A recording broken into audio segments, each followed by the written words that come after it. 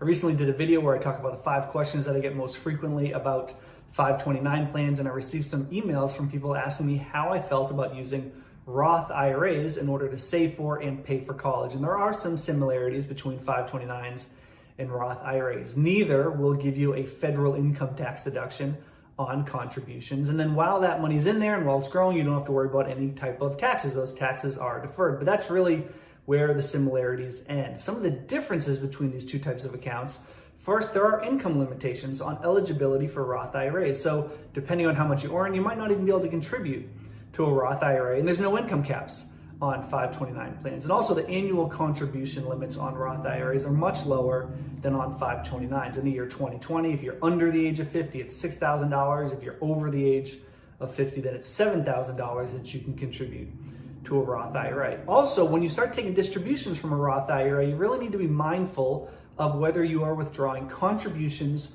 or growth. And let's just use some numbers. Let's say that you've contributed $25,000 into a Roth IRA and it's grown to $50,000.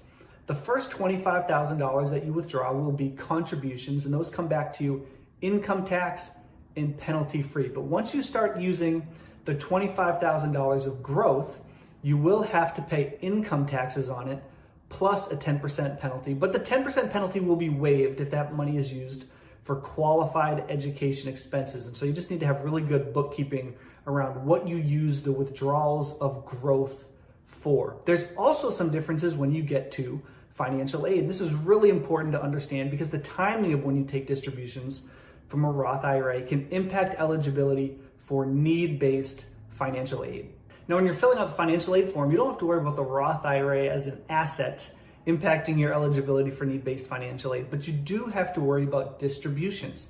Money withdrawn from a Roth IRA in order to pay for college tuition can reduce eligibility for need-based financial aid by anywhere between 30 to 50% of the amount distributed, and that's pretty significant. Now, there are a couple of ways to work around this. Because the financial aid system is asking for information from 2 years ago, they use what's called a prior year system. If you wait until the final 2 years of your child's education, then they'll never see those withdrawals from your Roth IRA. So that's one option.